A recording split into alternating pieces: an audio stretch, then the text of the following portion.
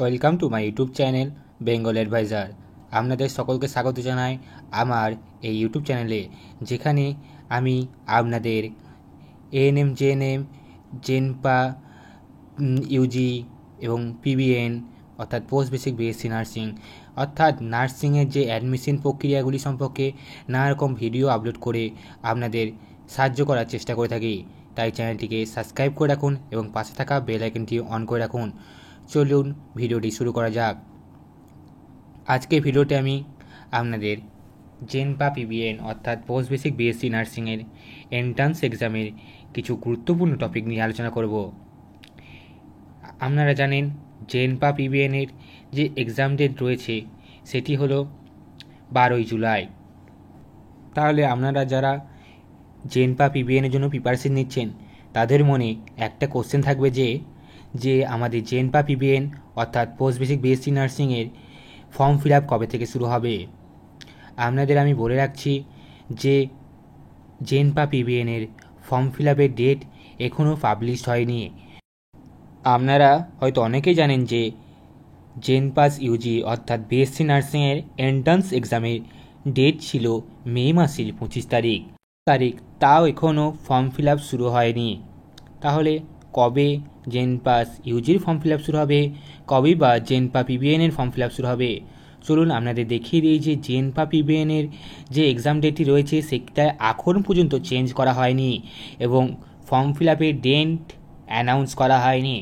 তবে আমি আপনাদের একটি গুরুত্বপূর্ণ তথ্য দিচ্ছি যে আমাদের এএনএম জেএনএমের যে এন্ট্রান্স এক্সামটি হয় সেটির ফর্ম ফিল আপ জুনে শুরু হতে চলেছে। কারণ ইন্ডিয়ান নার্সিং কাউন্সিল অর্থাৎ আইএনসির তরফ থেকে একটি নোটিশ জারি করে সেখানে বলা হয়েছে যে সেপ্টেম্বরের মধ্যে অ্যাডমিশন প্রক্রিয়া শেষ করতে হবে।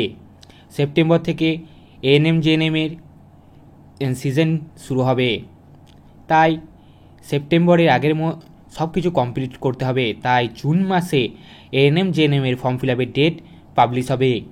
তাই জেনপা পিবিএনেরও অর্থাৎ পোস্ট বেসিক বিএসসি নার্সিংয়েরও যে এন্ট্রান্স এক্সামের ফর্ম ফিল আপ আপনাদের জুনেই শুরু হবে। কারণ আপনারা প্রতি বছর দেখে থাকবেন যে এএনএম জেএনএম, বিএসসি নার্সিং ও জেনপা পিবিএন অর্থাৎ পোস্ট বেসিক বিএসসি নার্সিংয়ের যে ফর্ম ফিল আপের ডেট সেটা একসঙ্গেই পাবলিশ হয় এবং প্রায় একই সঙ্গে তাদের ফর্ম ফিল আপ শুরু হয়। হয়তো এখন আমরা এক্সাম ডেটটি পিছবে কি সেই এক্সাম ডেটটি সেম থাকবে সেটা কনফার্ম বলতে পারছি না। তবে তো আপনাদের এটাই বলবো যে আপনাদের জেনপা পিবিএনের এন্ট্রান্স এক্সাম এর যে ফর্ম ফিল আপ সেটি খুব শীঘ্র শুরু হতে চলেছে, অর্থাৎ জুন মাসে। আজকে মে মাসের 21 তারিখ, আপনাদের কিছুদিন পর হয়তো 10 থেকে 15 দিন পর আপনাদের ফর্ম ফিল আপ সম্পর্কে একটি আপডেট চলে আসবে। এবার চলুন আরেকটি গুরুত্বপূর্ণ টপিক নিয়ে আপনাদের সাথে আলোচনা করে দিই। সেটি হচ্ছে যে জেনপা পিবিএনের প্রাইভেট কলেজ।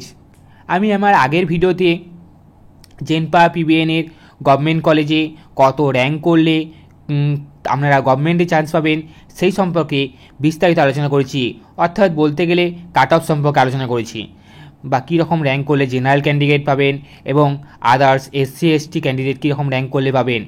চলুন আপনাদের বলবো যে কীভাবে আপনারা প্রাইভেট কলেজগুলি কোথায় আছে জানতে পারবেন এবং প্রাইভেট কলেজের ফি স্ট্রাকচার কত, অর্থাৎ প্রাইভেট কলেজগুলিতে করলে আপনাদের কী সুবিধা হয় বা কত টাকা খরচ হয় সমস্ত আলোচনা করব। চলুন প্রথমে আমি আপনাদের প্রাইভেট কলেজগুলি দেখিয়ে নিই। এইখানে যে কলেজগুলি দেখতে পাচ্ছেন সেগুলি হচ্ছে জেনপা পিবিএনের private college: Apollo college, college of R N. Tagore, তারপরে college of techno India, Gitaram college, international institute of nursing research, Jiaganj college. এগুলি হচ্ছে সব আমাদের জেনপা পিবিএনের কলেজ। এছাড়াও যে আরও যে কলেজগুলি রয়েছে সেটা হচ্ছে মা সারদা কলেজ, তার পিয়ারলেস, পিয়াম্বদা বা B N Birla, Sanjeevani, sister Nivedita, Shobharani. Total 12টি প্রাইভেট কলেজ রয়েছে। বেশিরভাগ প্রাইভেট কলেজগুলি আমাদের কলকাতায় অবস্থিত। তার মধ্যে 3টি কলেজ, একটি হচ্ছে মুর্শিদাবাদে অবস্থিত, দুটি মুর্শিদাবাদে অবস্থিত আর একটি কল্যাণীতে অবস্থিত। বাকি প্রাইভেট কলেজগুলি সবই আমাদের কলকাতাতে অবস্থিত।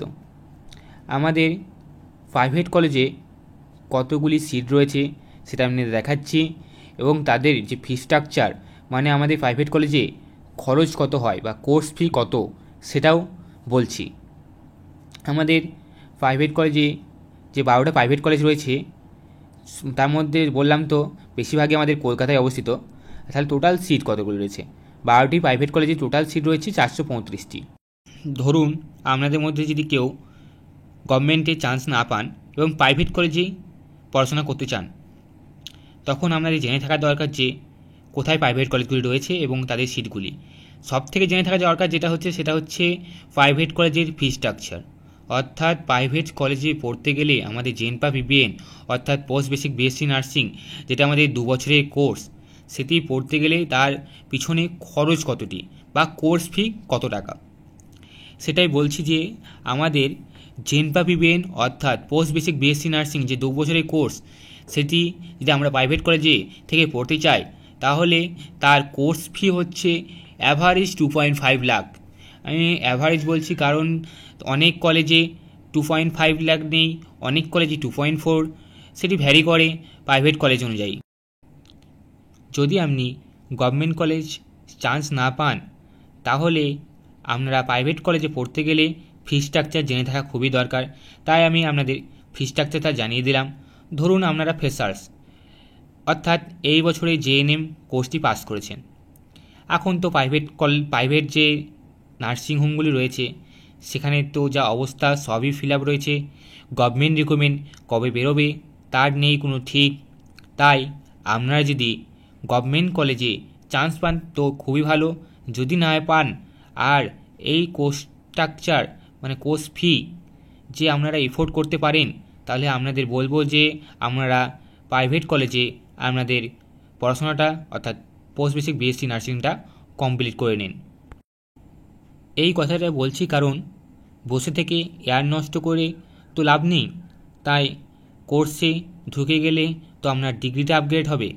আর যদি আপনি গভর্নমেন্ট জব করছেন, যদি টিআর পান, তাহলে অবশ্যই প্রাইভেট কলেজে যেতে পারেন। প্রাইভেট কলেজ ও গভর্নমেন্ট কলেজের মধ্যে খুব একটা পার্থক্য নেই, জাস্ট ফি স্ট্রাকচারের পার্থক্য।